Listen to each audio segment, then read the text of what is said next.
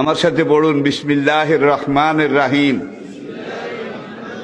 আস্তাগফিরুল্লাহ রব্বি মিন কুল্লি যামবিন ওয়া আতুবু ইলাইহি লা হাওলা ওয়ালা কুওয়াতা ইল্লা বিল্লাহিল আলিয়্যিল আযীম।